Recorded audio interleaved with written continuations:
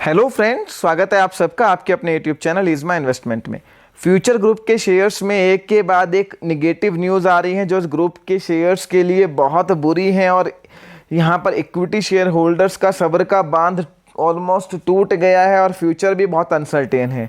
Friends, आज की इस वीडियो में हम सिर्फ इस बारे में बात करने वाले हैं कि फ्यूचर ग्रुप का कोई भी शेयर, चाहे वो फ्यूचर कंज्यूमर, रिटेल, लाइफस्टाइल या कोई और शेयर हो, क्या अभी भी रिवाइवल की कोई उम्मीद बची है या आप बेचकर निकल जाएं? क्योंकि कल जो है जिस तरह की गिरावट इन शेयर्स में देखने को मिली है फ्राइडे के सेशन में, और जिस तरह के नेगेटिव न्यूज़ ग्रुप के लिए आई हैं, यहाँ पर ग्रुप के एग्जिस्टेंस पर, सर्वाइवल पर सवाल का निशान खड़ा हो गया है और पूरे कयास लगा जा रहे हैं कि ये कंपनी कल को बैंकरप्सी में जा सकती है।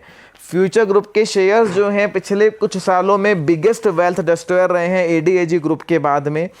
रिलायंस फ्यूचर ग्रुप डील से कुछ उम्मीद बंधी थी कि यहाँ पर ये बिजनेस कंसोलिडेट हो रहा है और लॉन्ग टर्म में शेयर होल्डर को भी अच्छा रिवॉर्ड मिल सकता है, पर जब से अमेजन इनके बीच इस बैटल में कूदा है और वहाँ पर कोर्ट में उसने इस डील को घसीटा है कि फ्यूचर ग्रुप की राइट्स को खरीदने का पहला, जो एसेट्स को खरीदने का पहला राइट हमारे पास है, जहाँ पर इनको एक बड़ी जीत मिली है। तो अब इन डेवलपमेंट्स के बाद में, नेगेटिव डेवलपमेंट्स के बाद में इक्विटी शेयर होल्डर्स को क्या करना चाहिए? फ्रेंड्स, फ्राइडे को न्यूज़ आई थी कि सिंगापुर इमरजेंसी आर्बिट्रेटर का जो फैसला है उसको सुप्रीम कोर्ट ने बोला है कि वो इंडिया में एनफोर्सेबल है और इस डील पर सुप्रीम कोर्ट ने जो है रोक लगा दी है। मीडिया रिपोर्ट्स की माने तो ऑलरेडी फ्यूचर ग्रुप की हालत बहुत ख़राब है और इनके पास 1 महीने से ज़्यादा का कैश नहीं है अपने सर्वाइवल के लिए और ये अगले महीने बैंकरप्सी के लिए अप्लाई कर सकते हैं। काफ़ी सारे बैंक कंसोर्शियम का एक बड़ा जो है इनके पास लोन है और वो बैंक्स इनको आईबीसी के तहत एनसीएलटी में घसीट सकते हैं और कंपनी लिक्विडेशन में जा सकती है। फ्रेंड्स, फ्यूचर ग्रुप के सर्वाइवल को लेकर अब एक बड़ा क्वेश्चन मार्क खड़ा हो गया है, क्योंकि यहाँ पर रिलायंस की डील ऑलरेडी 1 साल से ज़्यादा डिले हो चुकी है और जो फंड इनको मिलना था वो अब मिलने की उम्मीद ख़त्म हो गई है। ये डील गो थ्रू भी अब शायद हो पाएगी या नहीं, इसको लेकर और किन शर्तों पर होगी, इसको लेकर अनसर्टेनिटी बनी हुई है। अमेजन का अगला एक्शन क्या होता है, मार्केट क्लोजली उसको देख रही है, पर ये सब डेवलपमेंट्स कोई नियर टर्म में हो उसके चांसेस ना के बराबर हैं। कंपनी की हालत इतनी ख़राब है कि 6000 करोड़ से ज़्यादा वेंडर के इनके पास ड्यू हैं, जिसकी वजह से वेंडर्स ने माल सप्लाई करना बंद कर दिया है और ज़्यादातर जो है स्टोर्स इनके बंद हो चुके हैं।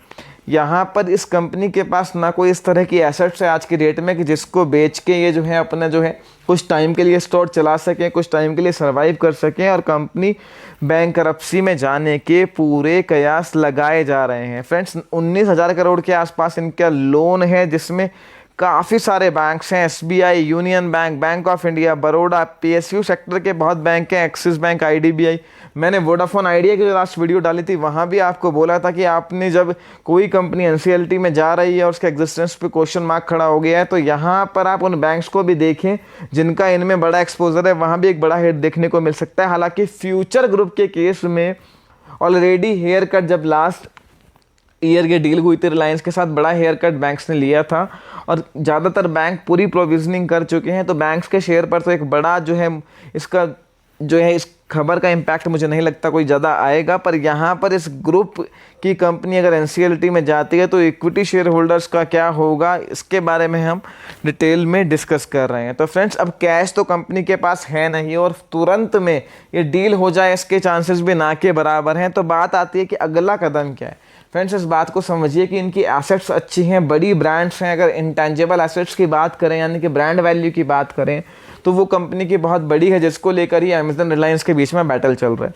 कंपनी तो ऑलमोस्ट बिकने ही वाली है, इसमें कोई बात नहीं है, पर आप इस बात को समझिए कि अब फ्यूचर ग्रुप का जो पोजीशन है वो पिछले 1 साल पहले जो थी उससे बिल्कुल चेंज हो गई है। अब ये डील अगर अमेजन के साथ होती है या रिलायंस के साथ होती है या दोनों की रजामंदी के साथ कोई बीच का सॉल्यूशन निकलता है, उस केस में भी उन टर्म्स एंड कंडीशंस पे होने के चांसेस ना के बराबर हैं जो पहले हुआ था। तो इस वजह से इक्विटी शेयर होल्डर्स को कुछ भी मिलना जो है उसकी उम्मीद ना के बराबर है, क्योंकि इतना बड़ा डेट ऑलरेडी इनके पास है। 27-28 हज़ार करोड़ के आसपास इनकी जो है देनदारी बैठती है बैंक्स को मिला के। बैंक्स को भी एक बड़ा हेयर कट लेना पड़ेगा, जो वेंडर्स के पेमेंट्स ड्यू हैं वहाँ भी एक बड़ा हेयर कट उनको लेना पड़ सकता है। हो सकता है वो पेमेंट मिट्टी ही हो जाए, उनको ना ही मिले। तो ये डील जो है सिर्फ आप समझ लीजिए एसेट्स को खरीदने के लिए होगी, और बैंक को जो है 50, 60, 70% कितना हेयर कट लेके क्या पैसा मिलता है वो देखने वाली बात होगी। अब मुझे नहीं लगता कि इस डील में इक्विटी शेयर होल्डर को कोई बड़ा रिवॉर्ड मिलेगा। इक्विटी शेयर होल्डर के लिए टेबल पर अब कुछ नहीं बचा है। यही बात हम जो है लास्ट टाइम वोडाफोन के बारे में भी कर रहे थे कि वोडाफोन आइडिया की इतनी बड़ी डेट है कि अगर वो कंपनी लिक्विडेशन में जाती है तो इक्विटी शेयर होल्डर को कुछ नहीं मिलेगा। आपने DHFL के केस में देखा, लक्ष्मी विलास कैश बैंक के केस में देखा, JP इंफ्रा के केस में आपने देखा, वीडियोकॉन के केस में आपने देखा। ऑलरेडी मैं आपको काफ़ी बता चुका हूँ कि अब जब कंपनी के सर्वाइवल पर कंपनी बिल्कुल बंदी हो चुकी है और यहाँ पर सिर्फ एसेट्स को खरीदने की बात है, तो कोई भी जो टेक ओवर करने वाली कंपनी होगी, खरीदने वाली कंपनी होगी, वो इक्विटी शेयर होल्डर्स के बारे में नहीं सोचेगी। और इतने बड़े जब लोन होता है, बैंक से इतना बड़ा हेयर कट ले रहे हैं, तो ऑब्वियसली इक्विटी शेयर होल्डर्स का तो नंबर ही कहीं नहीं आता है। तो फ्रेंड्स, अब इक्विटी शेयर होल्डर्स जो ऊपर के रेट पर लेकर बैठे हैं वो क्या करें? मेरी सलाह में फ्रेंड्स, जैसे वोडाफोन आइडिया में हमने देखा एक पॉजिटिव न्यूज आई, कल फिर से 20% बढ़ा हुआ था। यहाँ पर कोई उछाल देखने को मिले और बड़ी पोजीशन आपके पास है तो आप निकलने की तरफ ही अपना पूरा ध्यान रखें।